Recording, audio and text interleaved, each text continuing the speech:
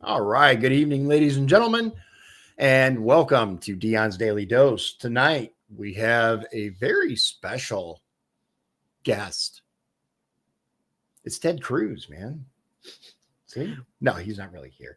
It's me and Shawn. We're going to talk about the Senate the Senate hearing on the Panama Canal. Wouldn't that be interesting if Ted Cruz came on? Yeah, dude, that'd be awesome. I've been trying to get Trump on for a while, man. No, that would be a show. Right? Oh, my God.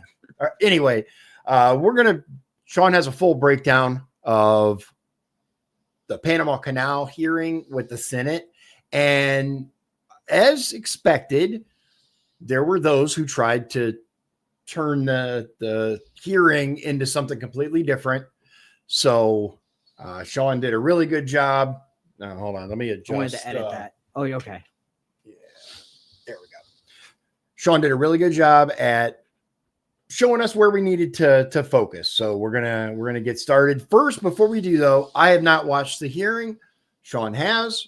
He's responsible for the timestamps. So if you guys don't like it, yell at him. No, I'm just kidding. My point is, what do you think about the Panama Canal thing?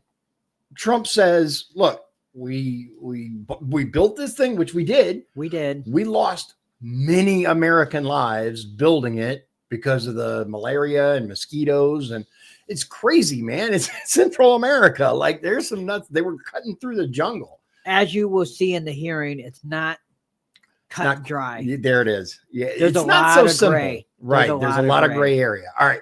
I was just curious what your thought was. I don't know. So one of the issues is that we kind of gave it away, right? We Yeah, did we did. this. We kept control of it for X number of years. And then Jimmy Carter went, here you go. However, there were some contingencies on the gift. And so that's what we're talking about today. We're talking about the U.S. Senate deciding basically what they're going to do about it. I think this hearing was more about awareness. Okay, so like a fact-finding kind of thing? Okay, all right. And then later on, they're probably going to decide with Trump what to do with it. What to do with it. About it. Yeah, and I think Donald Trump is going to be well, let's face it, man. France is already talking about defending Greenland. It's getting interesting. Battle lines are being drawn, and I'm not talking about actual, World War III, at least not yet. Hope not. But what we are talking about is the old versus the new, the quote deep state versus the Trumpers that are coming in and want to dismantle it. It's going to be an interesting thing. It's going to be something to keep an eye on. That's for sure. Yeah. All right, let's get in this. Show you guys what we're looking at here. That's not the one. There we go. All righty, here we go, ladies and gentlemen.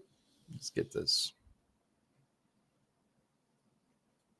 Panama chooses to levy for canal transits, and they have paid unfair prices for fuel bunkering at terminals in Panama as a result of government-granted monopoly.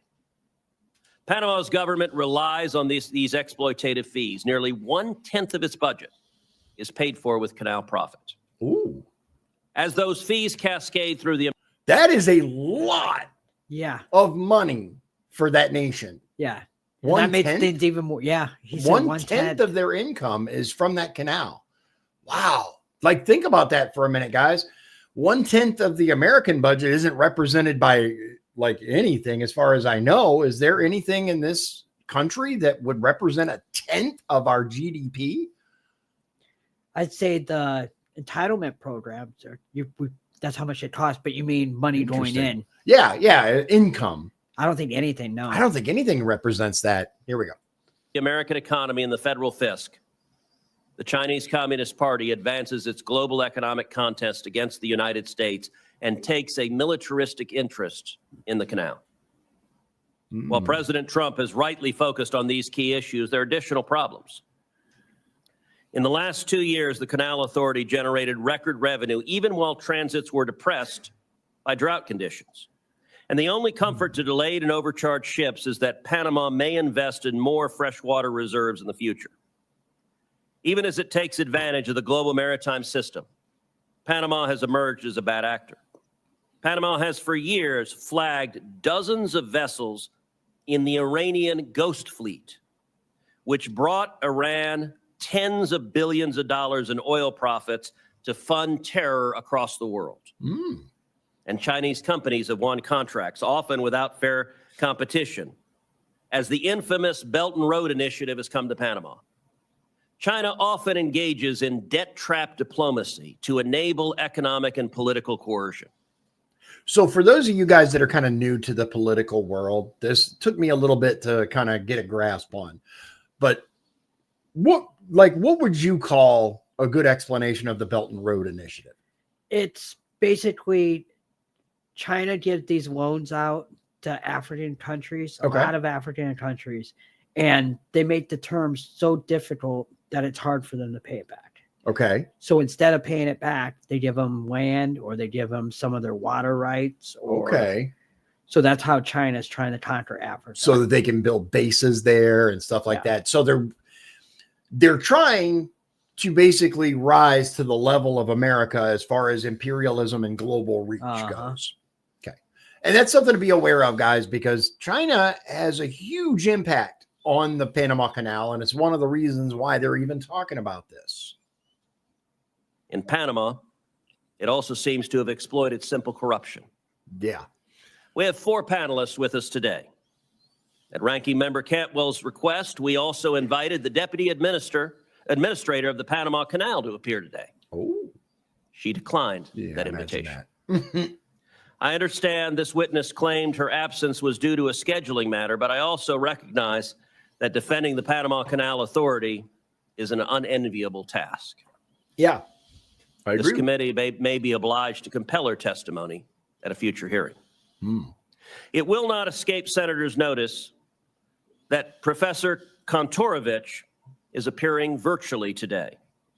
That will be a very unusual practice before this committee.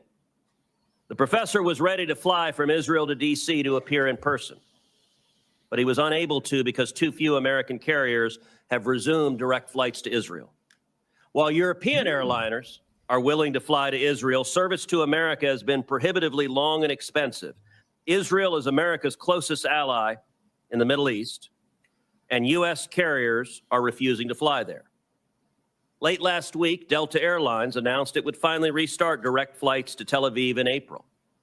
And I very much hope that United Airlines and American Airlines will very quickly follow suit and resume direct flights to Israel. Turning back to the topic at hand, I'm grateful to President Trump for raising public awareness about the state of the Panama Canal and the threats to American interests. We cannot afford to let American shippers be extorted. We cannot turn a blind eye if Panama exploits an asset of vital commercial and military importance, and we cannot stay idle while China is on the march in our hemisphere. I expect and hope the testimony today to enlighten on all of those issues. I will now turn to Ranking Member Cantwell for her opening statement. All right. I mean, that's a really good opening statement. I think I'm glad you included it. I think it's summarizes everything pretty darn well. So moving right into Ranking Member. Yep. Cantwell from Washington. From Washington. Here we go. I think it's short. Thank you, Mr. Chairman, and thank you for having this. Let me tell you guys. So the name of this video is Watch Live. Senate holds hearing on Panama Canal's impact on U.S. trade, security. And it's from PBS News. It's from PBS News. Thank you.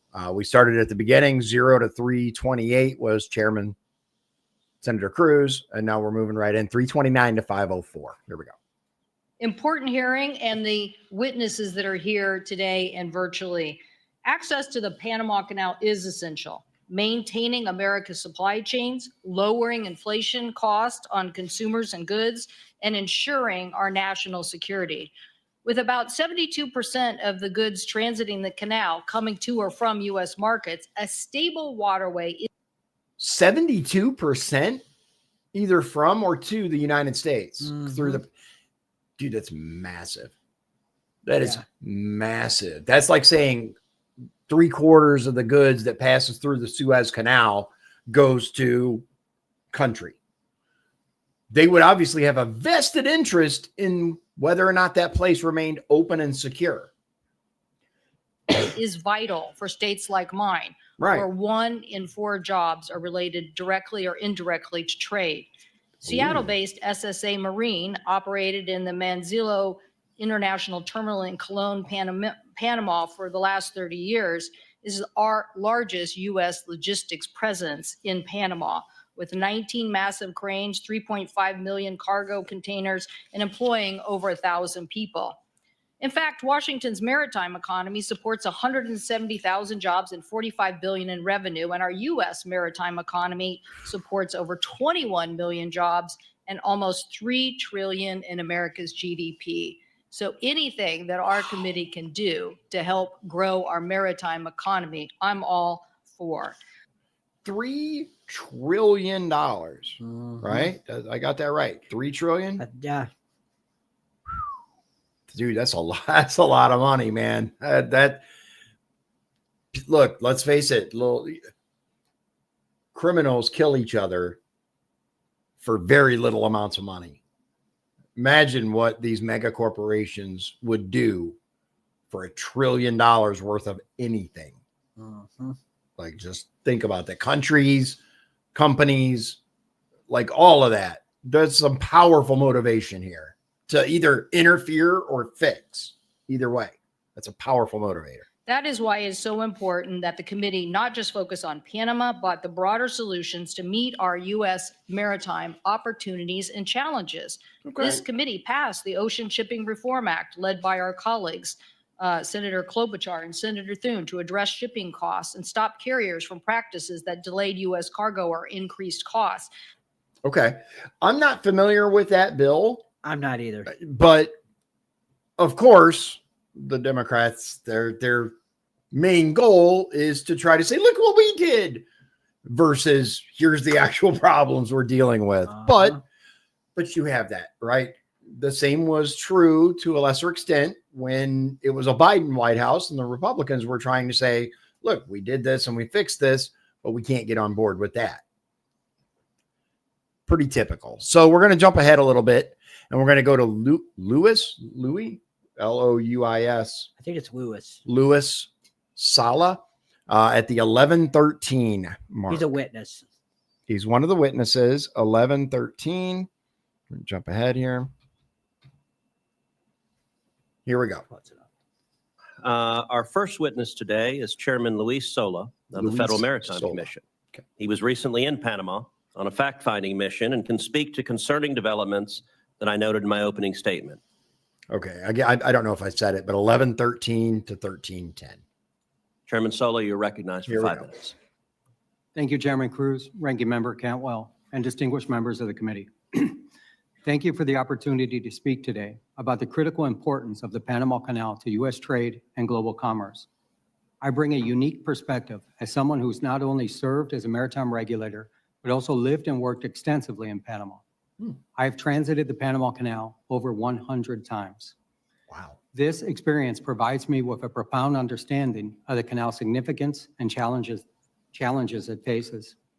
Prolonged drought conditions last year forced operational changes, reducing transit slots, restricting vessel types, and auctioning of slots, raising alarm about its resilience. Yeah. The Panama Canal is managed by the Panama Canal Authority, ACP, an independent agency of the Panamanian government. The ACP is a model of public infrastructure management, and its independence has been key to ensure a safe and reliable transit of vessels critical to the U.S. and global commerce. During my recent visit to Panama, I had the opportunity to meet with leaders of the ACP to better understand their efforts to address the ongoing challenges facing the canal. I saw firsthand their commitment to maintaining the canal's efficiency and resilience.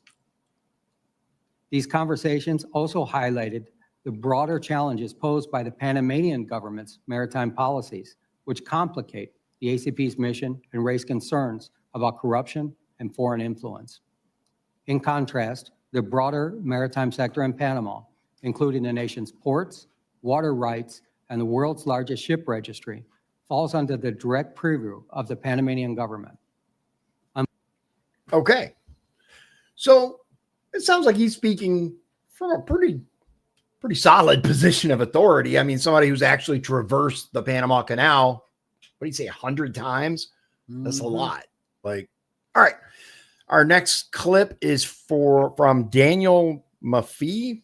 I'm not sure how you say it. They'll tell us 1553 to 1913. He's another witness. No, stop it. There we go. All right. 1553 to 1913. I look forward to your questions. Thank you, Chairman. Our next witness is Commissioner Daniel Maffei of the Federal Maritime Commission. He was also in Panama with Chairman Sola. Mr. Maffei, I look forward to your opening statement. Thank you very much, Chairman Cruz and Ranking Member Cantwell and members of the committee. I do want to say that in addition to Chairman Sola and myself, Commissioner Max Vekich is also here from the Federal Maritime Commission, which I just think underscores the importance of this issue to us. More than 110 years after its opening, the Panama Canal does remain absolutely vital to maintaining resilient supply chains for both American importers and exporters. Because the canal is essentially a waterway bridge over mountainous terrain above sea level, it does depend on large supplies of fresh water to maintain the full operations. Panama has among the world's largest annual rainfalls. Nonetheless, insufficient freshwater levels have occurred before in the canal's history, such as in the 1930s when the Madden Dam and Lake Alajuela were built to address water shortages. Since that time, the canal has undertaken several projects to accommodate larger, more modern ships. In the last couple of years, a trend of worsening droughts in the region once again has forced limits to the operations of the canal. Starting in June of 2023, the Panama Canal Authority employed draft restrictions and reduced the number of ships allowed to transit the canal per day. Now, the Panama I do remember reading about that. I remember how there were some issues in Panama with the drought and how they started restricting different types, and these ships can go, these ships can't. And it was like there was some serious concern. As a matter of fact, it caused all kinds of backups on the docks and other places. It was I would call it a supply chain crisis. I don't know if you remember, like a lot of people couldn't get stuff for a long time. It just sat there, and there were tons of stories about stuff just rotting on the docks because the ships couldn't get there to get it, to pick it up and take it. Yeah. There was some problems with our ports too. Yeah. Yeah. But yeah, there was some canal limitations in combination. Yeah. And I'm not saying everything was from the Panama Canal. I just remember during that period, I read about that with Panama, and then there were other issues as well, whether from that or in conjunction with. Beats me. I'm not from the Maritime Commission. I don't know. Maybe they do. The de facto closure of the Suez Canal. Now, the Panama Canal limitations in combination, the de facto closure of the Suez Canal to container traffic has had serious consequences for ocean commerce, increasing rates, fees, and transit times. In the first half of 2024, U.S. importers and exporters expressed Panama Canal-related concerns to the FMC, including doubts about the future reliability of the canal and questions about how the Panama Canal Authority was determining which ships could transit the canal and how long they would have to wait. The FMC has statutory authority under the laws concerning foreign shipping practices to investigate and potentially take appropriate counteraction if it finds that a foreign country, through its laws or regulations, has contributed to, quote, conditions unfavorable to shipping in the foreign trade, unquote. Given the statutory mandate and consistent with FMC's mission, I and then Commissioner Louis Sola started to look deeper into the causes of the issues facing the canal. The first step was to meet with Panamanian officials and other stakeholders, as the chairman has pointed out, about the conditions adversely affecting the canal's operations, about what was being done to address these concerns, and about whether any aspect of the canal's operations might result in conditions unfavorable to U.S. shipping that should be addressed under the Commission's authority. So we traveled to Panama, actually it was in July of 2024, and we met with then recently elected President Jose Molino and officials in his administration. We also met with the Panama Canal Authority, as well as private sector stakeholders. We had very candid discussions on key issues such as Panama's plans to ameliorate the water level challenges, the bidding processes used to allocate transits during times of restrictions, and our concern the Canal Authority was bringing in far more revenue during the crisis than it had before limits were forced by the water shortages. Both the government of Panama and the Canal Authority did answer our questions very substantively. The Canal Authority informed us they were already making changes to that allocation system. Now, fortunately, Panama's 2024 rainy season has for now alleviated the most acute water supply issues at the canal, and normal transit volumes have been restored. That said, while the Panamanian government... Okay. So they're back to good, allegedly, but how long until they're not? Yeah. And there was a major disruption in the U.S. supply chain when Panama, enacted all these changes.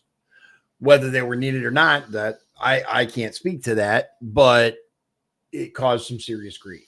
Yeah, I don't know anything.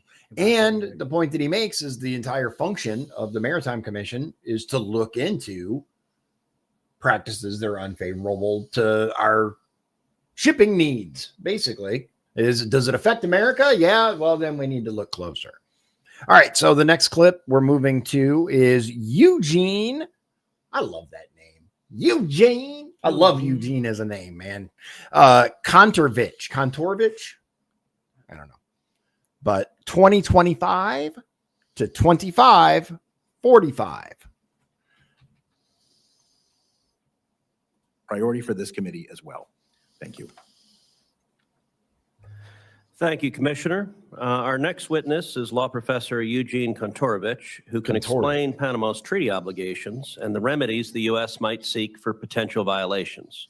Now, that's a good point, because as part of the agreement was to hand them the control of the Panama Canal, there were certain things that they had to agree to. Professor Kontorovich is appearing virtually, and Professor, you're recognized for your opening statement. Chairman Cruz, Ranking Member Cantwell, honorable members of the committee, I appreciate and regret the opportunity to testify before you remotely. I've been asked to discuss possible violations of the treaty concerning the permanent neutrality and operation of the Panama Canal entered into between the two countries in 1977. I should say at the outset that determining whether a certain situation violates the treaty is a mixed question of law and fact, depending on both the meaning in the treaty and the actual situation on the ground. I have not had any classified intelligence briefings on this subject, so I'm going to speak about the meaning of the treaty primarily. We shall see that under international law, each party to the treaty is entitled to determine for itself whether a violation has occurred. Now, in exchange hold on. for Whoa, hold on. Yeah. I gotta stop this and go back. I want to make sure I heard him right. On this subject, so I'm going to speak about the meaning of the treaty primarily. Okay. We shall see that under international law, each party to the treaty is entitled to determine for itself whether a violation has occurred. By themselves or someone else? Like, did I violate the treaty or did they violate the treaty? I think what he means is if the other country thinks they violated is my guess. But he made it sound like that. Yeah, Panama, the way it sounds is like Panama says, oh, we didn't violate it. That's what I took it to. I'm not exactly sure. We're going to let him finish, obviously, but I had to stop it real quick because that's what I heard. Now, in exchange for the United States ceding control of the canal, which it built and maintained, Panama agreed to a special regime of neutrality. The essential features of this regime of neutrality is that the canal must be open to all nations for transit. That's Article 2. Equitable tolls and fees, Article 3. An exclusive Panamanian operation, Article 5. The prohibition of any foreign military presence, Article 5. Article 5 provides that only Panama shall operate the canal. Testifying about the meaning of the treaty at the Senate ratification hearings, the Carter administration emphasized that this prohibits foreign operation of the canal as well as the garrisoning of foreign troops. Now, Article 5 appears to be primarily concerned about control by foreign sovereigns. If Panama signed a treaty with the People's Republic of China, whereby the latter would operate the canal on Panama's behalf, this would be a clear violation. But what if Panama contracted for port operations with a Chinese state firm? A company. Yep. That we know how China works, right? You may have a company that happens, we're just based in China, but they, the foreign nation of China doesn't control it. Yes, they do. If you're Chinese based, that's part of how it is there. If you're from China, you have a connection with the CCP.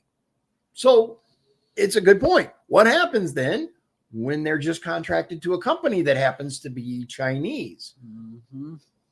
Or even a private firm influenced or controlled in part by the Chinese government.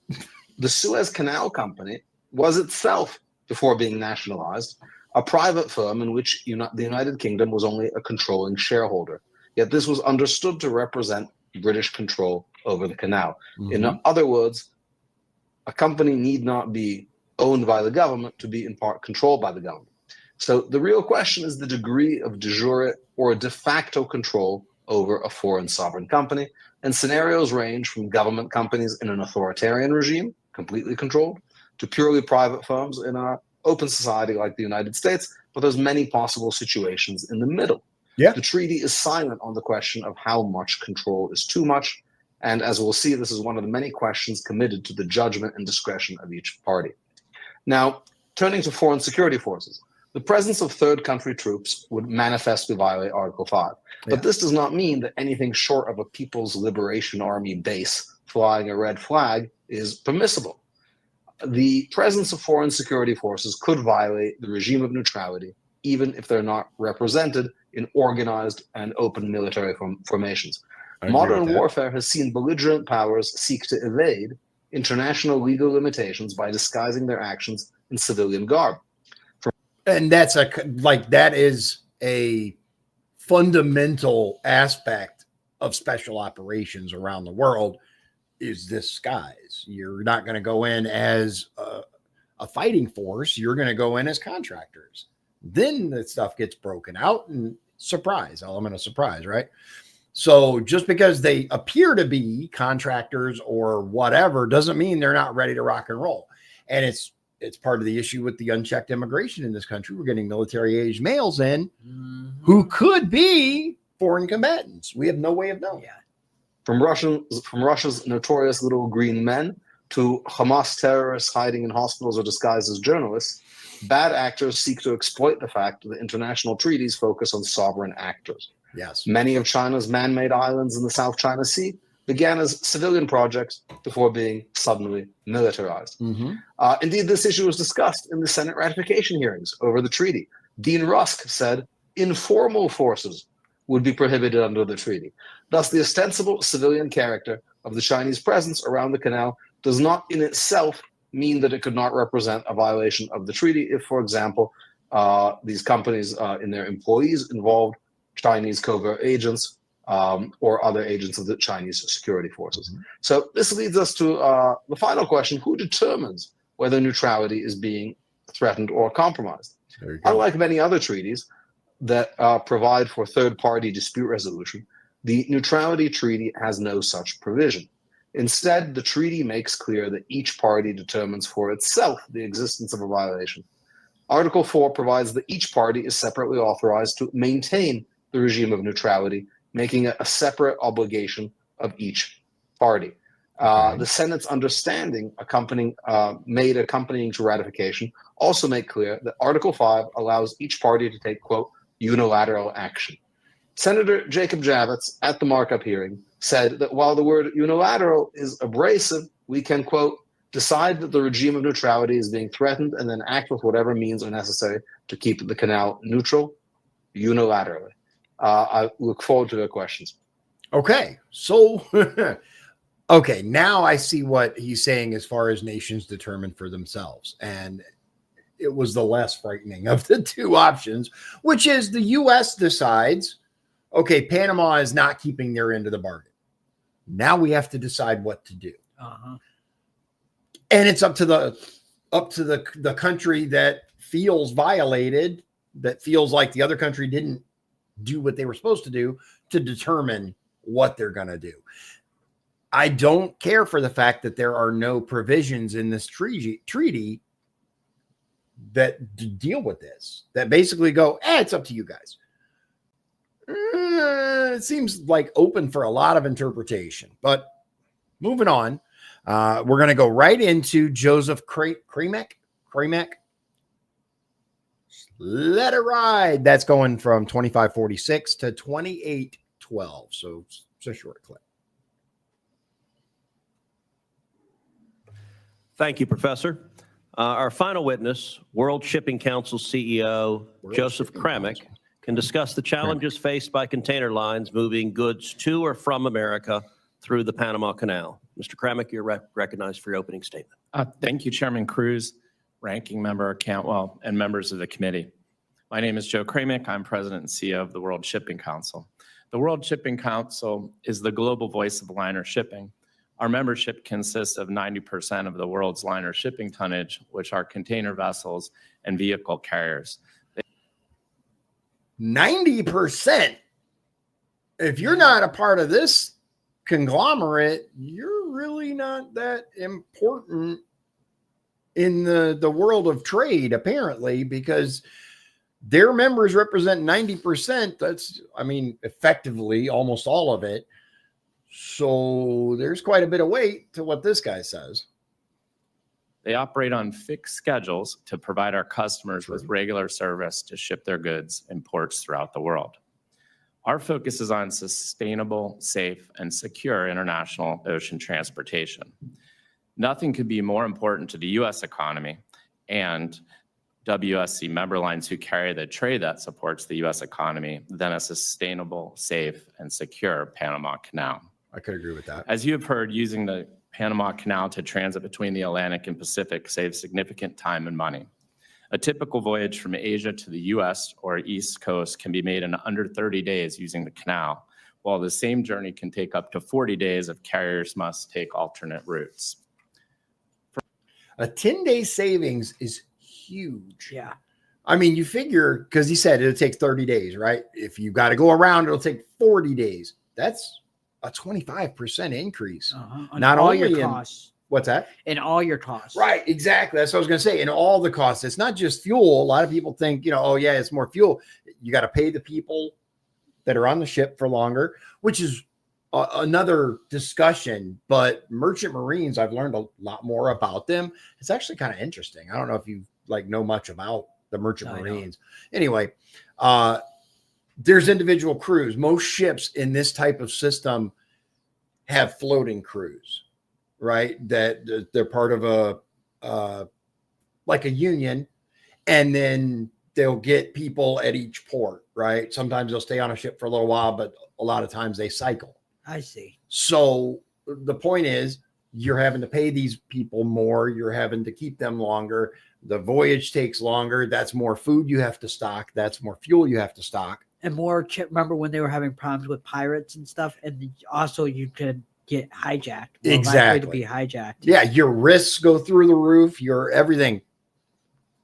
From a commercial trade perspective, the big picture is this.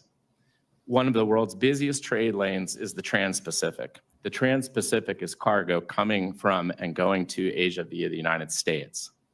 Focusing in a bit, cargo coming from Asia and bound for U.S. Gulf and East Coast ports always transits the Panama Canal. Yeah, makes sense. Similarly, cargo being exported from U.S. and East Coast ports, a large share of which are U.S. agricultural exports like soybeans, corn, cotton, livestock, and dairy, also almost always transits the Panama Canal. The result is that 75% of canal traffic originates in or is bound for the United States. Some examples include the Port of Houston exports $14 billion in containerized trade to Asia. The Port of New Orleans exported $27 billion in seaborne trade to Asia, not all of which was on container vessels. I'm going to assume he's talking about dollars worth. Yeah. Or, I mean, I would think. I was waiting for him to say dollars or tons or like loads. Right. But he hasn't quantified. I'm guessing he's talking about money. The Port of New York and New Jersey exported $16.5 billion to Asia, and the Port of Savannah exported $13 billion to Asia. Our member lines are the largest users of the Panama Canal, and we carry the bulk of this trade. Okay. And that's it. 75% bound for or coming from. Dude, that's so much. All right. Now the questioning. Yep. So now they get a chance to question them, and we're going to go to 3038, which is Senator Cruz. It's a long clip, if I remember. Yeah, it's this. Let's see. This is 3038 to 3902. But he made good points. So get a big snack, settle in. It's not really that long, but 10 minutes almost. So here we go. I'll try not to interrupt too much. And I look forward to answering your questions. Thank you. Here we go. Thank you very much. We'll now move to questioning. I want to start, Chairman Solo, Commissioner Maffei. Are you aware of allegations from some vessel operators of disparate treatment, such as sweetheart deals or favorable rebates by Panama for canal transits? Thank you for the question, Mr. Chairman. We have become aware through some complaints by cruise lines that said that they were not getting a refund of their canal tolls. When we looked into this, we found a Panamanian Executive Order Decree 73 that specifically says that if a cruise line would stop at a certain port, that they could be refunded 100% of the fees. And as far as I know, that's the only instance where that exists. Yep, we continue to look into it. But the cruise ships is the one area where we have found something that would fit that bill, I think. Okay, that is very interesting, because if you offer something to one of the foundations of the treaty, in other words, us giving them the Panama Canal, is equitable treatment, which means everybody is treated the same. It should be equal treatment. I'm not sure what the exact wording is, but either way, they have to treat all the ships the same, regardless of country of origin, regardless of type. It has to be fair and equal. And if they're offering, oh, if you stop at this port, you get 100% of your, and not saying any other port or any other type of vessel, that sounds like not equal treatment to me, which would be a violation of the treaty. Chairman. Some press coverage says the Panama Canal is nominally independent, even though it provides a large share of the Panamanian government's revenue. Chairman Sola, briefly, can you describe how the FMC views the Canal Authority and the Panamanian government? Are they distinct entities or a single foreign government apparatus that controls the Panama Canal? That's a good question. Mr. Chairman, our law is clear. It comes from the Merchant Marine Act of 1920 that there's only one entity. And in addition to that, our predecessor at the Federal Maritime Commission was the U.S. Shipping Board, was formed in 1916 in direct result of the Panama Canal. The very first chairman of that was George Washington Goethals, which was the very first administrator of the canal. So we look at it as one entity. Yeah, I might just add, Mr. Chairman. Sure. It's sort of like the Georgia Ports Authority and the state of Georgia. The Georgia Ports Authority is clearly independent. It can do its own bonds. It's got independent governance. But ultimately, Georgia is responsible.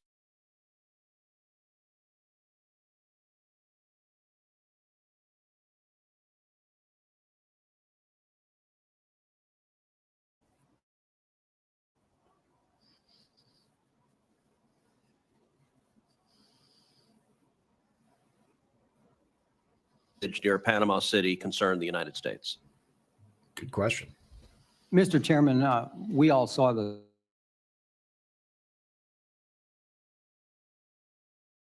it happened to Baltimore. We also saw recently what happened in the Suez Canal, where we had a ship get stuck in there. It's not only the construction of the bridge, but it's a removal of a bridge, as I understand it, called the Bridge of the Americas. It was built, which is concerning, but we'll get to that in a moment. I don't know if you guys like how deeply you've investigated that whole stuck ship at the Suez Canal thing, but I did find it interesting. The company that owned the ship, Evergreen Shipping, the name of the ship, which I forget, but if you look into it, you got to kind of dig into it a little bit, but there are some very, very interesting facts associated with that particular ship. Really? We won't get into it now. Yeah, I didn't hear it. But I highly recommend if that sounds interesting to you, look into it. Built in 1961, and that would paralyze cargo traffic in and out of the canal. Hold on.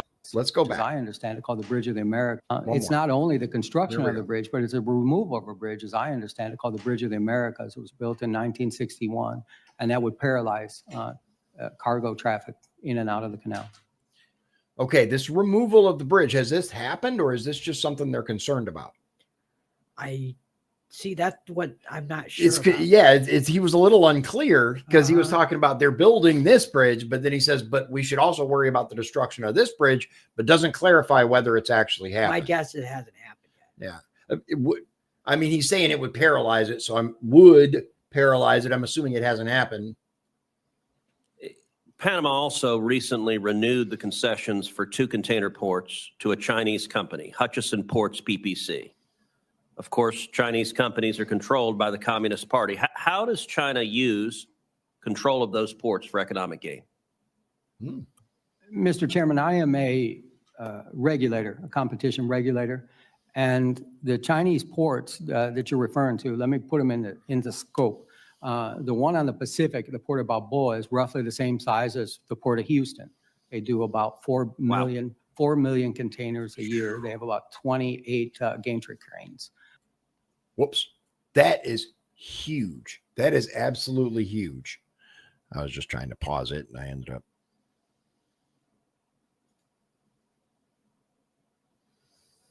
That's Fisher. So yeah, I think you've gone too far. Let's see here. Direct Chinese-owned ports.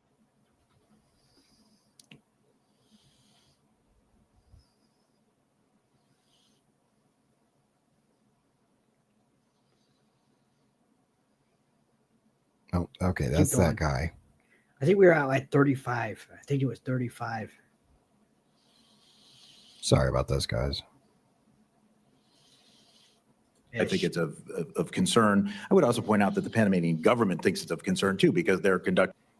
I must just a little bit back, right? Control of those ports for economic gain. Here we There go. it is. Sorry about that, guys. Mr. Chairman, I am a regulator, a competition regulator, and the Chinese ports that you're referring to, let me put them in the scope. Massive. The one on the Pacific, the Port of Balboa, is roughly the same size as the Port of Houston. They do about 4 million containers a year. They have about 28 gantry cranes. 28 cranes and 4 million containers a year is huge. Houston, the Port of Houston is massive, dude. I've Oh never yeah. seen it. Yeah. It's freaking sprawling. The one on the Atlantic is Okay. the same as my hometown of Miami. They do about 1 million containers. So Miami and Houston, and Chinese control these. That's a concern, guys. That is. where Roger Gunther in the Port of Houston generates about $1 billion a year, and Heidi Webb in Miami does about 200 million. The Panama Ports Company paid zero for 20 years on that concession. So it's really hard to compete against zero. So I think that's yeah. our concern, our economic concern that we would have. Commissioner Maffei, anything to add on that? Yeah, I mean, I do too. Also think it is important. I would point out that you don't have to stop at either port. It's not like these 2 ports control the entrance to the canal. That is the Canal Authority that does control that. However, I think it's of concern. I would also point out that the Panamanian government thinks it's of concern too, because they're conducting their own audit of those particular deals. But we remain very interested as well. Yeah. So, Professor Kontorovich, I want to turn to the treaty. Okay. So President Trump has made important arguments, both the Chinese control over canal infrastructure and exorbitant fees charged for canal transits are violations of the neutrality treaty. I want to highlight 3 specific provisions that you mentioned in your opening statement. Article 4 of the neutrality treaty requires both the United States and Panama to establish and maintain, quote, a regime of neutrality. Article 5 limits any foreign control by providing, quote, only the Republic of Panama shall operate the canal and maintain military forces, defense sites, and military installations within its national territory. And finally, Article 3(1)(c) requires that, quote, tolls and other charges be just, reasonable, equitable, and consistent with the principles of international law. In your opinion, as an expert in international law, could the facts discussed here be considered violations of the neutrality treaty in force right now between the United States and Panama? Good question. So I think, Senator, I think potentially they could, but it's impossible to say definitively without knowing more, in particular about the degree of Chinese control and involvement in these companies. I think it's important to note that these port operation companies that operate the ports on both sides, when they received their first contract, it was just a few months before Hong Kong was handed over to China. In other words, they received them as British companies, sort of very oddly, just a few months before the handover. Now, of course, that's awful convenient, isn't it? Almost like somebody meant it that way. Of course, since then, Hong Kong has been incorporated into China, has been placed under a special national security regime. and the independence of those companies has been greatly abridged. To say nothing of state-owned companies involved elsewhere in the canal area, which raise significantly greater questions. Additionally, I should point out that the understandings between President Carter and Panamanian leader Herrera, which were attached to the treaty and form part of the treaty, provide that the United States can, quote, defend the canal against any threat to the regime of neutrality. And I understand. That's a heady statement there. That's a major statement that people really need to pay attention to. The provision exists that says the United States can use whatever means they choose, including an up to military force, military intervention, to return it to a neutral state. In other words, if Donald Trump so chose, he could be like, oh, get the troops. And he might threaten that. He may threaten that. I hope it doesn't get that far. Yeah. I mean, we don't need to lose any more American lives in regards to the Panama Canal. We lost enough already. It's a negotiation. That as providing some degree of preemptive authority to intervene. One need not wait until the canal is actually closed by some act of sabotage or aggression, which, as we heard from the testimony, would be devastating to the United States. Right. But there is some incipient ability to address potential violations.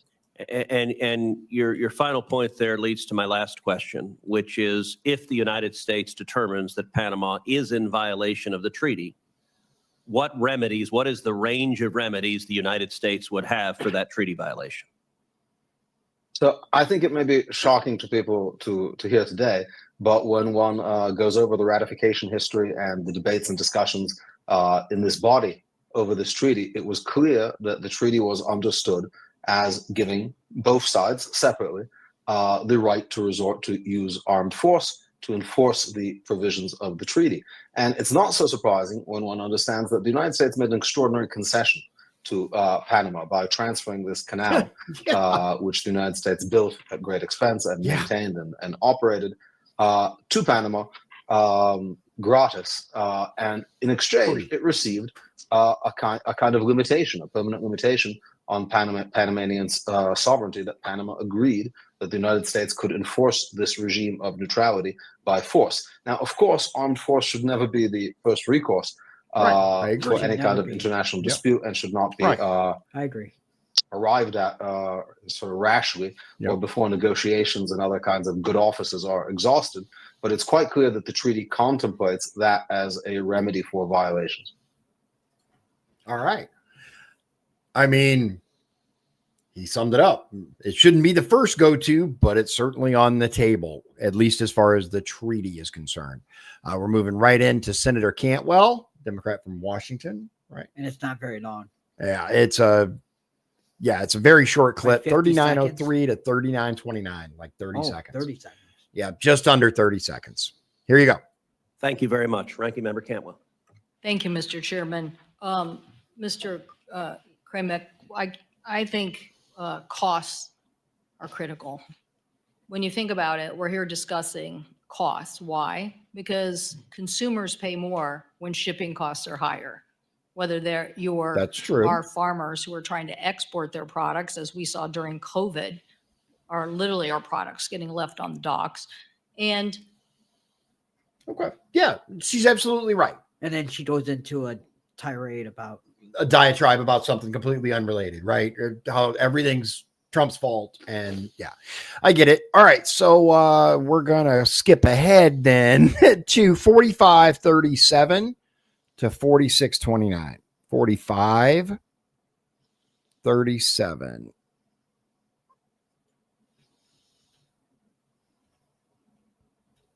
All right. And this is Senator Cruz, 45:37 to 46:29. need to secure. Thank you, Mr. Chairman. Thank you, Senator Cantwell. And very quickly, Commissioner Maffei, you talked about the Chinese bids were heavily subsidized by the Chinese government. What would China's incentive be to heavily subsidize those bids to undercut American companies and other companies? Yeah, it's not a real short answer, but Senator, China's made no secret of its ambitious policies to gain influence at ports throughout the globe. It's invested in 129 ports in dozens of countries. It runs a majority of 17 ports. That does not include this Hong Kong company, right? So that's just direct Chinese-owned ports. So it has been a part of their Belt and Road strategy, whatever you want to call it, the Maritime Silk Road for decades. Yep. So they believe that this influence, this investment in owning maritime ports is important to their economy. Very simple, very straightforward. China considers it a national security issue. They are 100% invested in trying to basically take control of as many places around the globe as possible, including, but not limited to, various ports. So, and that we've seen them buy up U.S. farmland too. Precisely. Yes. Look, we're just as responsible for the state we're in as other countries in the state that they're in. But we need Trump to fix the balance because the United States has been getting the shaft for a very long time on international trade deals and stuff. So 49.36 is where we're going to jump ahead to, 49.36. And that is going to 51.24. So 49.36 to 51.24. And this is Senator Fisher from Nebraska. Yep. All right. Good old Nebraska. You mentioned investing in infrastructure. I was at the Panama Canal in 2023, and I learned at that time about the loss of fresh water with each ship movement through the canal. You talked about the drought, sir, in your opening comments. Fresh water is vital to the workings with the canal. How effective do you think investments in increasing that freshwater storage are? Are they happening? Are they viable? You touched on it briefly in your opening comments, but how do we see those investments happening so that we can have operational stability? Yeah, it's a good question, a bit out of my purview, but I will say that there's several investments. There is water reclamation, pumping water up, et cetera. But the main plan that the U.S. Army Corps of Engineers has helped the Panamanian Authority develop involves another basic expansion of bringing in even more water at an elevation that you could then use to continue the canal. Now, there's a lot of issues with implementing that, not the least of which being indigenous people in those areas. Not a huge number, but certainly towns and things, and negotiating that and all sorts of other issues, just as if it was in the United States, there would be issues. But it is viable. You can, in that part of the world, you can make more fresh water available to make the canal not have to be limited. However, it takes time, and there will at least be one more incidents of severe limitations before that occurs, unless we get really, really lucky. And there could be more than that. Thank you. Thank you, Mr. Chair. It's a reality. Yeah. That's just how it is. It's a good point, though. Like, this is something that can be fixed. It will take some serious investment, but it's something that doesn't have to happen. All right. So our next clip is 5712 to 103.33. This is Senator Sullivan From Alaska. From Alaska, correct? Yep. 57. A little too far. Mr. Chairman, I yield back. Thank you. Senator Sullivan. Thank you, Mr. Chairman, for this important hearing, and I appreciate the witnesses. I have questions for now primarily focused on Chairman Sola and Professor Konoratovich. So let's just, the setting in which you testified, 2 Chinese companies operate the 2 huge ports on both ends of the Panama Canal. And the concession for these ports were extended in 2021 for a 25-year period without any bidding. Is that correct? Okay, so it was clearly a... That was an affirmative answer. I barely heard it. But yeah, he answered yes, that's correct. Sweetheart deal. That is correct? a sweetheart deal. According to the press releases, the company paid back taxes of $150 million. And the Panama Deputy Attorney General has now objected to that. That's my understanding. Is that correct? The comptroller of the country has asked for an audit of. But someone objected to it when it was going on. A lot of people objected to it. So, Okay. Chinese Communist Party officials are known to bribe other officials in countries all around the world. We know that. They do it all the time. That's true, but let's not forget, it's not only China that does that. Like, that's diplomacy, man, part of it, being on the international stage. And yes, the CCP, by all, absolutely bribes the hell out of people. Time. No offense to Panama, but they don't have the greatest reputation of having officials who aren't on the take. So is there any evidence that the Chinese bribed people for this great concession? And if so, Professor, would that be a violation of the treaty? Let's assume we find evidence that Chinese Communist Party officials bribed Panama officials for the sweetheart deal. Would that be and I think it's probably likely because the Chinese do this everywhere. Right. Would that be a violation of this treaty? So in itself, that would not be a violation. What would be a violation is actual threats to the operation of the canal. Okay. However, to the extent that the Chinese government was involved in procuring these contracts, it provides sort of additional support for the notion that these companies are serving some kind of governmental interest. So it wouldn't. Okay. I see what he's saying. So in and of itself, bribery doesn't rise to the level, I guess, of treaty interference or whatever violation. But if you can prove the connection, between the CCP or the state actor and these companies, then it builds up the preponderance of evidence, I guess, necessary. Yeah. Be a violation itself, but it would be circumstantial, serving some kind of governmental interest. So it wouldn't be a violation itself, but it would be circumstantial evidence to support it. Let me get to the issue of threats. Let's assume the PRC, the PLA, invaded Taiwan or invaded the Philippines, or went to war somewhere in the South China Sea. Okay. And we were surging our Navy to the Indo-Pacific through the Panama Canal. Are the companies now on controlling both sides of the Panama Canal, the Chinese companies, subject to the PRC's national security laws that mandate cooperation with the military, with state intelligence agencies? Does anyone know that? That's actually a really good question. Does anyone know for sure whether the companies that hold these leases are required to basically pitch in if China is at war?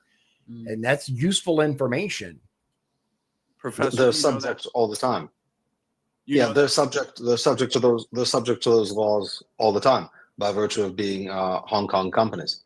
But yeah, so by their very nature of being based in Hong Kong, they're bound by that 100% of the time, is what he's saying. And they face, of course, consequences for not complying with the wishes of the Chinese government. And one of the arguments, wouldn't that be a violation of the treaty? And isn't that a huge risk to us right now that the Chinese? So that is a threat to the neutrality. Right. They invaded Taiwan, invaded the Philippines. They could go to these two companies saying, "Hey, shut it down, make it hard, sink a ship in the canal." Yep.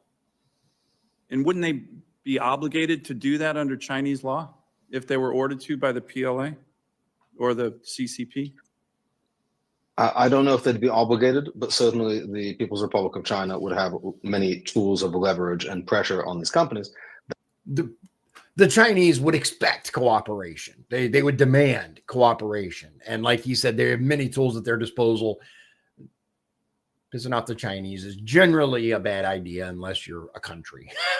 That's why the treaty specifically says that we can act not just to end actual obstructions to the canal. Right. We don't have to wait until the canal is closed by hostile military action. That would be a suicide pact. That would be catastrophic for us. Right. But rather that we can respond at the inchoate, incipient level to threats. And then this is up to the president. This guy loves using big words. You notice that? Yeah. Yeah. I mean, what do you say? Inchoate something. Hold on.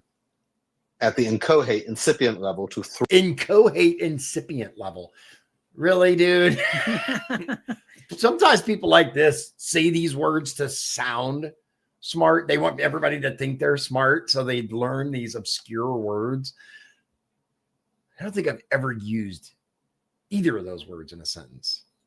threats. And then this is up to the president to determine whether this is significantly robust to constitute So, an imminent Professor, threat. aren't we kind of walking up to the idea of a suicide pact? Because we got two big Chinese companies on both ends of the Panama Canal who, if there's a war in Indo-PACOM, Taiwan that involves us and China, these companies would be obligated to do the bidding of the Chinese Communist Party and PLA. I mean, aren't we kind of walking up to a very significant national security threat already?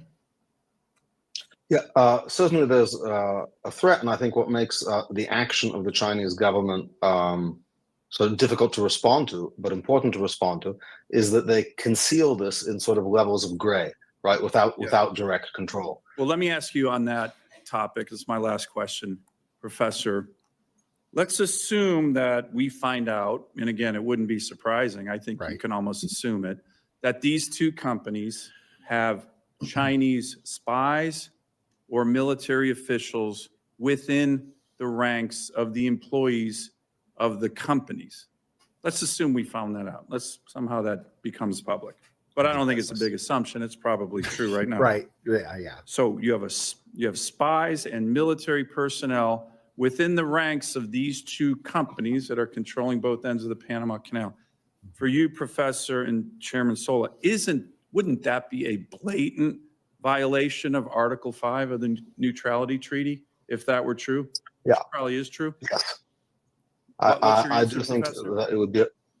I do think it would be a clear violation. As Dean Rusk, former Secretary of State Dean Rusk, said at the ratification hearings, informal forces can violate Article 5 as well as formal forces. And Chairman Sola, do you agree with that? And is there any evidence of Chinese spies or other nefarious Chinese actors embedded in these companies? Senator, we have no information of that. Okay. And that's not under the purview of the federal. But you agree that would be a violation of Article 5 of the Neutrality Treaty? I do. Thank you. Safe answer. Yep. Yeah. If it's occurring, absolutely. But how you find that out is difficult. That's a whole other. Yeah. Providing evidence is a whole other thing. But theoretically, absolutely. All right. So where are we at? Okay. So our next clip is 103:34. So right after this one. Yep. And then this is Senator Baldwin, Democrat from Wisconsin, 103:34 to 108:03. So about 5 minutes. Thank you, Mr. Chairman. 4.5. Thank you. Senator Baldwin. Thank you. Commissioner Maffei, good to see you. Thank you for being here today. I am very concerned about China's large and growing influence in the world's infrastructure network. Me too. A company from Hong Kong operates 2 ports in the Panama Canal, one on each end. And while the company is not Chinese state-owned, it is subject to China's national intelligence law, as we've been discussing. Moreover, a Chinese state-owned entity is currently building a bridge over the Panama Canal. But the Panama Canal is just one example of how far China's influence stretches. Their dominance in maritime, logistics, and shipbuilding sectors lessens competition, creates supply chain risks, and creates opportunities for surveillance and information gathering. In order to facilitate the movement of goods throughout the world, it's essential to have a secure and level playing field, which we currently don't. Chinese current practices do not allow for that. The United States Trade Representative recently investigated China's practices in the commercial shipbuilding sector under Section 301, and recently concluded that their dominance is a burden to United States commerce. A few decades back, we were the dominant country in commercial shipbuilding. I'm going to pause it here briefly because I agree with everything she said so far. And we really need to reverse that trend because China is constantly up, and we're down, which is why Donald Trump got elected. But that's a whole other story. I agree that we need to nip this in the bud. China already has a larger Navy. Yeah, a lot of them are, repurposed fishing trawlers for now. But this is an issue. In 2023, we built 5 commercial ships, and China built over 1,700, according to. Yeah, did you just hear that? I did. We're going to play that again for you. Built 5. In 2023, we built 5 commercial ships, and China built over 1,700. That's frightening. That is terrifying, guys. 1,700 that China built. We built 5. 5. According to that, according to that investigation. So what policies would you recommend to prioritize growth of the United States influence in the maritime and logistics sector to compete with China and level the playing field? Answer in less than a minute. Yep. Senator Baldwin, it's very good to see you again. And we were colleagues for one term in the House, and I appreciate that. I think the best I can answer in a short term is to amen to everything you said. And as an illustration, Senator Sullivan was talking about Hutchison Ports. That's actually the same company that runs terminals on both ends of the canal. Okay. I am concerned about that. However, if we want to be concerned about that, all of us should lose a lot more sleep than we're losing. Because I agree. If there's spies there, then there might be spies at other Hutchison ports. And there are other Hutchison ports in almost every part of the world. They own the largest container port in the United Kingdom, Felixstowe, which is responsible for nearly half of Britain's container trade. They control major maritime terminals in Argentina, Australia, the Bahamas, Germany, Indonesia, Mexico, Myanmar, the Netherlands, South Korea, and Tanzania. If owning and managing. Yeah. And this, by the way, just so everybody can put the pieces together, this is the company that they were talking about, like worried about Chinese spies. This is the company that controls both sides of the Panama Canal at this point. They have ports on each side, which are the size of Houston and Miami. And this company has major ports all around the world. I agree with them. If we want to be concerned about these ports, we need to be a lot more concerned than we are. Adjacent ports means that China somehow has operational control or strategic control over the Panama Canal. They also have it over the Suez, the Singapore Straits, the Mediterranean Sea, and the English Channel. That's terrifying. That is absolutely terrifying to realize that China has progressed so far in their dominance that they control basically all the ports, all the straits, canals, Suez, Panama, a few other, the English Channel. Seriously? Oh my God, dude, it's so much worse. Over the world. Yeah. They are poised.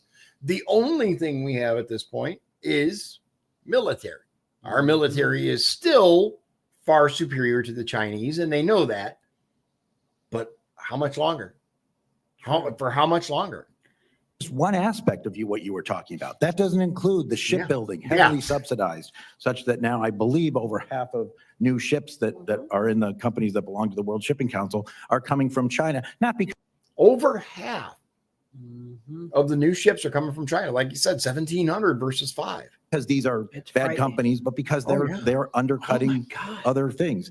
It's a problem that has been going on for 20 years, which makes it very difficult to answer your question. It is a long answer. This is not a problem that occurred last week. This is not something that President Trump identified. This was going on all of President Biden's term, but all of President Trump's first term. It has been going on for decades. And I'm glad he said that, because a lot of people get focused on, well, Biden destroyed everything. He did, don't get me wrong, but a lot of these issues have been in the works for many, many years.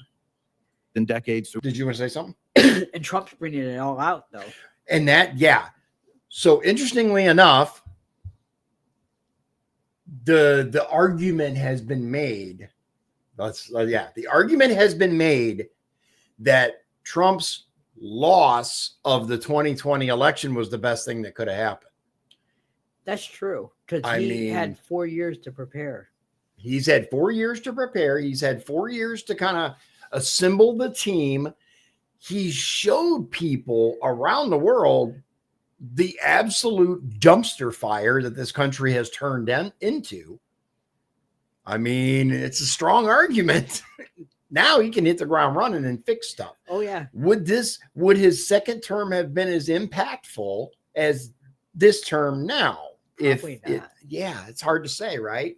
I mean, everything, where they say hindsight is 2020, right? But that's a hard question to answer. Through both U.S. Republicans' term, it has been going on for decades and decades through both U.S. Republicans and Democrats as president. The only thing I can say is I echo what Ranking Member Cantwell said, and I think others of both parties have echoed it, that we need some sort of overall maritime strategy. We have to acknowledge that this is part of our national security, that economic resilience is extraordinarily important. And I believe this is the greatest country in the world. I think if we start countering some of these efforts, we can do it, but it has to become a national priority. And part of the challenge is we're talking about outside the borders of our U.S. Investing outside the borders of our U.S. does not make a very good campaign ad. But which is true. That's a great point. That's a phenomenal point, because what does Trump keep saying, right? Make America great again, make America strong again, blah, blah, blah, right? Not that I'm just like, but America. Well, trying to make people understand that sometimes we need to send money out of this country in order to secure the security of this country. There's an argument to be made there. Why don't we use some of that money, foreign aid, for the stuff like this instead of, there like I it sent is. you an article yesterday about how we were paying for condoms for Gaza. Yeah, it's insane. The money that is being sent out of this country and the reasons for it being there is absolutely mind-blowing. And that's like we just agreed, Trump has exposed a lot. There's a lot that like this wasn't even on my radar. Right. I didn't even know half of this stuff about the Panama Canal until Trump brought it up. Interesting how that works, right? Okay, so our next clip is at the 1:10:34. Marsha Blackburn. Yep, Senator Blackburn from the great state of Tennessee. Thank you, Mr. Chairman. Yes or no, quickly for the three of you, just for the record. Okay. Is the China investment into the Panama Canal a direct threat to U.S. national security? Yes or no? Mr. Solis, start with you down the panel. Thank you. I don't have that information as an industry trade association senator. Okay. All right. Yes. I mean, and I get what he's trying to do. Like, I understand, but it's a pretty simple question. Does Chinese control of basically the world's shipping present a threat to the United States? It's a simple answer. Yes, absolutely. We've talked some about the neutrality treaty, which I think is of concern to all of us. And just so you guys know, we only have a few minutes left. We got a couple of I clips think there's after one this more one. speaker, one more senator let's see. after Blackburn. We got Senator Budd, then Senator Kim. Okay. So 2 more short clips after this, and then we're good for the night. I have looked at this, and I appreciated Senator Sullivan's questioning on this. We look at how President Trump is going to push forward with getting this issue addressed. And we have heard a good bit about this from our shippers that are looking at what happens coming out of the port of Memphis. And I think that the government of Colombia learned a lesson last week that we are not going to go soft on some of these issues. And which, if you don't know what she's talking about, Trump's tried to send some returnees, some illegals, to Colombia. Colombia said, no, we're not taking them. Trump had sent a strongly worded tweet. And next thing you know, go ahead. He also threatened a 25% tariff. Right. Strongly worded tweet. He said, I think the next month that they don't do it, he's going to add 25% more. 25%. Yeah. Yeah. And they're like, oh, I'm sorry, we'll do a presidential plane. He sent the Panamanian version of Air Force One. He sent to pick him up, and then talk smack on Twitter. And when you look at the fact that the U.S. is a primary user, it is the primary user of the Panama Canal. Yeah. And we are also Panama's largest provider of direct foreign investment. I think those two things should be significant. Our foreign investment into Panama is $3.8 billion annually. Wow. I didn't know that. I didn't know that either. Until I saw that. But yeah, $3.8 billion a year we invest in that country. This is why people are looking at this issue. So, Professor, let me come to you on this, and we thank you for joining us remotely. Shouldn't our investment in Panama be contingent on their adherence to that neutrality committee, ensuring that Panama and Panama alone would control that canal? Yeah. So certainly that is an action we can take to enforce the treaty and to enforce our understanding of the treaty. That's an action we can take even without the treaty. Right. So to the extent that the United States considers the Chinese operation of facilities around the canal to be against its interests, it can certainly condition aid and economic relationships on the exclusion of China. Now, the United States has typically not worked that way, and that may be one of the reasons why, as we heard in the testimony, China has basically made inroads everywhere. But for that, we don't even need the treaty. Certainly, if we consider the treaty to be violated, measures like that, far short of the armed force authorized by the treaty, would be reasonable. Professor, and let me places to start. interrupt you there because I do want to move on.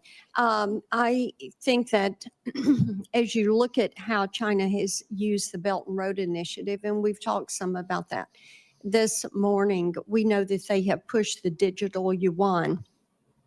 And I am concerned that given their control over much of that infrastructure around the canal, that they would attempt to force U.S. shippers or our allies to bypass the dollar and use the digital yuan as they are in other countries where they're practicing debt diplomacy and where they're expanding. Yeah. They could force countries to deal to pay the tolls in a different currency. That is an issue. The Belt and Road Initiative. So, Chairman Sola, could you speak for a moment about the potential for fee manipulation with the CCP? Because, as I mentioned, we are hearing a good bit about that. We are hearing that the toll structure disadvantages U.S. companies, that the Canal Authority has begun charging millions of dollars to skip the queue. And these fees put many bulk shippers in an adverse position. And these bulk shippers have a huge impact on ports along the lower Mississippi River. Yes. And, these exorbitant fees are there unless you're going to face delays at the canal. And then the impact of hearing these Chinese companies would preference the yuan as opposed to the dollar. Thank you, Senator. The fees that I think we are looking at, or we have been looked at, and the reason that we went there was because of the auctioning of the slots. And so what Panama did is they had a smaller percentage, maybe 20% allocation, and then they moved it up to 30% and 40% because it became a moneymaker for them. So as they reduced. Okay, and let me interject here. The auctioning of the slots gives these the right to skip the queue. Yes, ma'am. Okay, so just for the record there, continue. So the auctioning of the slot, under maritime law, it's first come, first served, but Panama's always put a certain percentage aside. And they started to put more and more. So we got a lot of complaints. We got a lot of complaints from LNG carriers that paid $4 million to go through. And we got a lot of complaints from agriculture that didn't have the money to pay to go through because they're good. $4 million just to go through the Panama Canal? Yeah, isn't that crazy? Not once, right? It can't possibly be just one time through the canal. That's what it sounded like. It might be because it costs a ridiculous amount of money to extend a journey by 10 days. So I don't know, dude, but either way, well, regardless of the length of time involved, $4 million is a lot of damn money. I think that's a violation of the treaty right there. Yeah, well, so they have these slots, right, that they're auctioning off, basically skip the queue. Think of it like that pass at Disney World where you could, do you remember where you could pay a bunch of money and you could skip the line? That sounds like what it is. And so there was only a certain number that they had, and they've slowly ramped up or expanded how they were doing that in the slots that they're selling. So yeah, that's a very good point, Shawn. Doesn't that alone violate the treaty because it's no longer equitable? Right. Good question. The goods were gonna go down. So if you look at the financial statements, I'm a nerd. I look at financial statements of everybody. But the canal increased the amount of revenue that they had from about $500 million to $1.8 billion in the last 3 years, just because of those fees. So this is what is very concerned to us. Wow. For the American ship. And have you seen a tendency to preference the digital yuan over the dollar? I've heard of the digital yuan, and I've also heard of it used in international shipping as a currency. It is something that I would say that we have an eye on because we have a digital shipping exchange rule coming up, but we will keep monitoring it. Okay, thank you, Mr. Chairman. So he's saying, I've heard of it. I haven't experienced it yet, but we're keeping an eye out. In other words, it's on the horizon. And yeah, there are some legitimate national security concerns here. This isn't Trump just wants to be a jerk. Like you said, I wasn't even aware of half of this stuff. Okay, so our next clip is 123:31. And this is Senator Budd from North Carolina. Chairman, if that's okay, without objection. Okay. All right. Thank you. All right. Okay. I think it's important to view the Chinese Communist Party CCP activities in the Panama Canal zone in the context of CCP's broader efforts to further access Latin America's markets and obstruct American interest in our own backyard. Mr. Sola, would you agree with that? That you see the CCP activity and hopefully to interrupt America's interest. By the way, this is Senator Budd, Republican from North Carolina. I don't know if I said that. 123:31 to 127:55 in the region. Hopefully to interrupt America's interest in the region. Definitely an economic interest, Senator. I was able to travel there a few years ago to see this firsthand and see the CCP's encroachment. So in your experience, are there noticeable differences in port operations when they're controlled by Chinese companies and financed or backed by Chinese loans? And if so, that's a really good question. How does it change, right? Would you explain that? Yeah, if so. We have a wonderful example because we have a U.S. Port there, SSA, out of Washington State, that I actually worked on the development of that many years ago. Okay. And helped develop that. That used to be a former United States Navy submarine base, and we converted that. As far as the two ports that we have, they're completely different. We have one as a major infrastructure footprint and also a container port that's moving 4 million containers a year. That is almost, I mean, that's really phenomenal amount. Yeah. That's more than Miami, Fort Lauderdale, and you probably got to get Tampa and a little bit of Jacksonville in there to get that type of volume. And on the other side, we have a very small port, but it's a very strategic port on the Atlantic. So how are the operations done? Yeah, I don't know how they don't make money. I mean, if you want to come to right down to it, is if they've been operating the port for 20 years and they say that they haven't made any money, so they haven't been able to pay the government. That's what concerns me. Because I don't believe that we're on a level playing field with the American ports. Appreciate that. Mr. Kramick, what would be the consequences for U.S. trade and for the U.S. economy if access to the canal was suddenly revoked or significantly decreased for U.S. shippers? It would be pretty catastrophic, Senator. And we have a good example. I mean, we've experienced that with the denial of the Red Sea right now. Yeah. Being able to use that, and as Chairman Maffei said, having to go around the continent of Africa, 40% longer voyages, significant more costs and crew maintenance, fuel, and even emissions. Do you have a ballpark of the difference if they're able to transit the canal versus go around South America?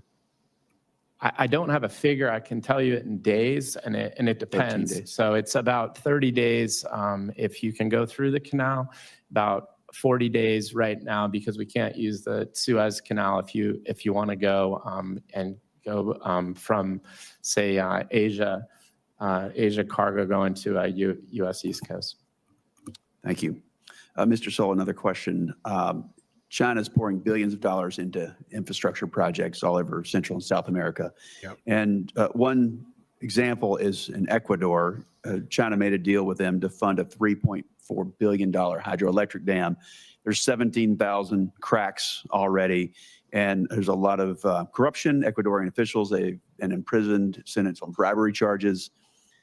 Using that as an example for the region, the strategy of China is clear to just take, and this is in the words of an Ecuadorian minister, the strategy of China is clear that they want to take economic control of countries. In Panama, for instance, it's about 7.7% of their GDP, as I understand it. So using Ecuador as an example, should Congress be concerned that China could extract significant leverage over Panama, given the outsized role and revenue from the canal that it plays in their finances? Yes. If you turn your microphone. Yeah. Turn it on, man. Yes, Senator, it very well could. And I believe that we are in a very fortunate position now with Secretary Rubio, who knows the area very well and also knows China. Thank you very much. Okay. Yeah, the Panama Canal is a strategic asset that needs to be monitored very carefully. And I would argue has a very, very strong influence on our national security. That simple. Okay, so last clip. This is Senator Kim from New Jersey. Ending with a Democrat, huh? This should be interesting. He likes getting me wound up. You guys have been watching a while. He likes playing the... Oh, you will tomorrow. Oh, yeah, sure. By the way, tomorrow we're doing Robert F. Kennedy's confirmation hearing. That happened today. That happened today. He's going to break down all the timestamps and we're going to go through it. That's going to be tomorrow night at 7 p.m. Central Time. Make sure you tune in. All right. And if there's a particular thing that you want us to cover, a particular hearing, by all means, drop it in the comments and we'll see if we can get to it. Me if you can. Yeah. Or contact Shawn directly, Shawn Holmgren on Facebook. I think you're one of the only ones. I don't imagine there's too many with your name. There's one other person, but they're from Minnesota. Okay. So Indiana. Yeah. Indiana. Yeah. All right, guys. Last little clip here, and then we'll kind of finish up. Mr. Chairman. Senator, can I just say you should also look at the port of Chancay in Peru. It'll fit that pattern. Thank you very much. Of Chinese investment. Thank you. Okay, that's interesting. I wasn't aware of that. Apparently, one of the ports in Peru are also experiencing this crap. Thank you, Senator Kim. All right, here we go. Senator Thank Kim. you, Chairman. Thank you to all of you for coming on out here. Let's see if this is who I think it is. I'll be honest with you. When I talked to some of my constituents in New Jersey about this, they mostly understand this issue right now because of the words of President Trump. So if you don't mind, I just kind of wanted to start there and work backwards. Okay. So Chairman Sola, President Trump said, quote, China is operating the Panama Canal. We didn't give it to China. We gave it to Panama, and we're taking it back. I guess I just wanted your assessment there. Is China operating the Panama Canal? Chairman, Senator Kim, I never discredit anything that President Trump says. Well, who I guess I would ask he you- has a different he has a different briefing book than I do. Thank you. The fucking thank you. Oh my God, dude. This guy gets it. Why is the first thing that anybody goes, oh, he's lying, right? Trump gets probably the most up-to-date, accurate intel in the world. As far as intel teams go, like he has the most information. He gets a daily briefing every morning. Exactly. I think he knows a little bit more than whomever does, but Trump is a businessman. He's known to embellish some stuff from time to time. But I think this is one of those situations where we can safely say he kind of knows what he's talking about. Can say is that the Panama Canal is operated, as far as I know, by the ACP, the Panama Canal Authority, and they're very efficient at operating the canal on the throughput that they're able to do. So you're saying from your knowledge, you don't know of reasoning to believe that China is operating the Panama Canal, from the knowledge that you have? From the knowledge that I have on whether the Senator, what we have here is that's what the whole point of this. The Panama Canal Authority is the authority where people will pay into the Panama Canal. I think that if you will allow me to, if a company is able to operate both ports. Oh, I see what so you're talking about Hutchinson ports, right? Yes. So we're talking about what, Balboa and Cristobal ports, right? Right, and they're subsidized. They're subsidized. They're subsidized. I guess my question to you is, does Hutchinson Port actually control the locks of the canal? No. Does it control directly the entrance to the canal? Both ports are in operational control of the canal. In order for those ports to operate, the canal has to give them a special permit. And the reason is because when they're bringing a ship in or bringing a ship out, they block the traffic of the canal every single time. I see. So they have to have pilots, pilots. But is Balboa or Cristobal ports under the jurisdiction of the Panama Canal Authority? They've been given by the Panama government the concessions. However, they're in the operational range of the Panama Canal. Does that make those two ports under the jurisdiction of the treaty? Let me say this, because I was in Panama when the Panama Canal was turned over. We didn't just give back the Panama Canal. We also gave back all the land and all the water on the entryway to it, and including what we had was a lot of military bases along there. So as soon as you come out of the Panama Canal, and I invite you to come there, I'd love to come. Yeah, well, let's so as soon as you come out of the lodge, you run into Corozal, which was a former military base. Corozal is run not by Panama, but by the Panama Canal Authority. It's run by the Panama government. After you pass that, you run into the port of Balboa. So what I'm trying to say is that when we talk about the Panama Canal Authority, they operate only where the ships go up and go down and come out.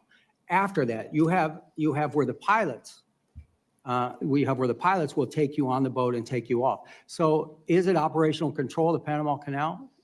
Yes, because the pilots are the ones that have to bring you in there and bring you out. And again, every time a ship goes into one of those ports, they block the traffic of the Panama Canal. Yeah. Well, look, I guess I wanted to just ask you kind of directly then. I wanted to try to prove Trump wrong. And that didn't work. What is your assessment of the Panama Canal's authority, in terms of their ability to administer the canal? I think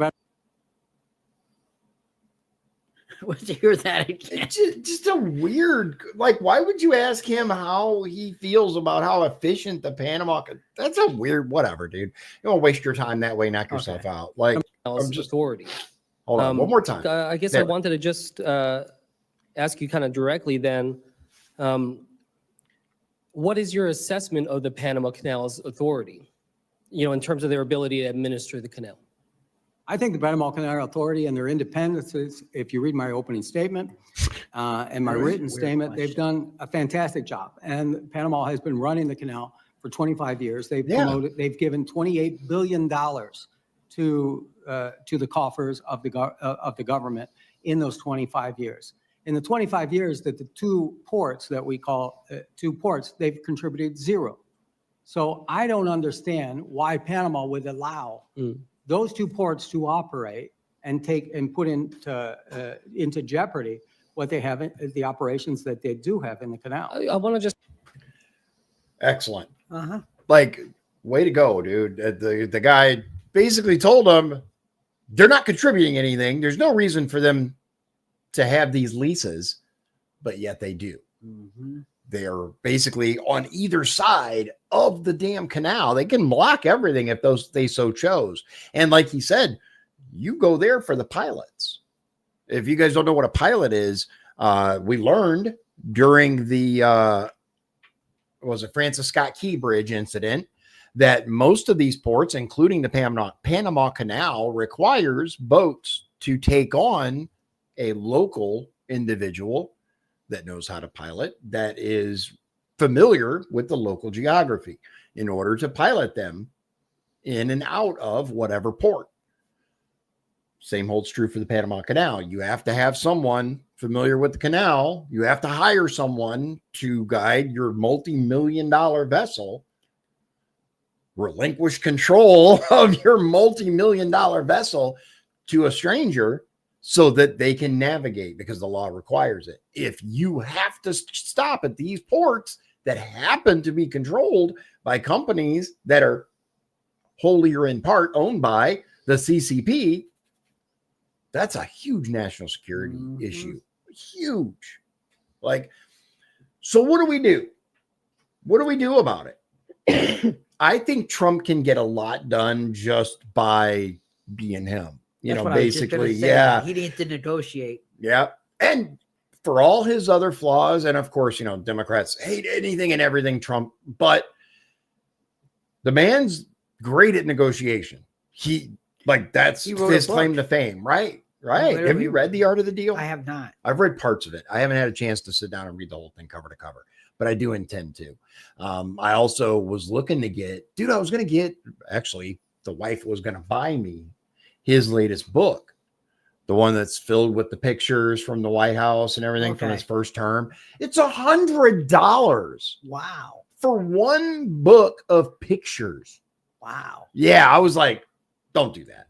Don't waste that. Yeah. No, that's a waste of money, in my opinion. As much as I wanted it, because I think it would be nice to have, especially like maybe put it behind me, you know, once I have a different studio layout, then, you know, but I'm not spending $100 for $100, dude.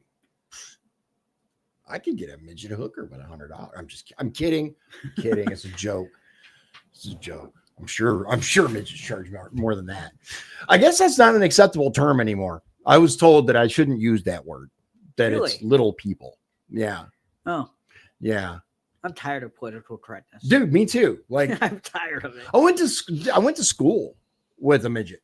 Did you? Yeah. Yeah. He was awesome, dude. And very, very dangerous. Like, he knew how to fight, man. Not me. I didn't mess with him, but yeah, like he had a few friends that would look out for him, right? That's what everybody thought.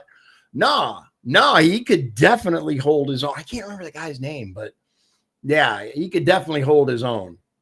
Crack you in the knee. Yeah. It's are you familiar with what's his name? Brad something Fun Size. It was his concert, his tour.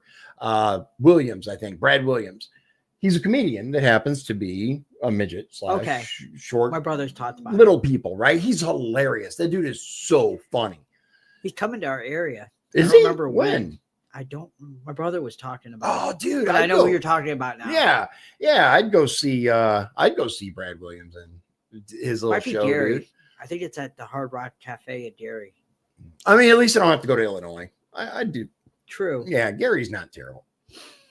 Excuse me. I mean, if you happen to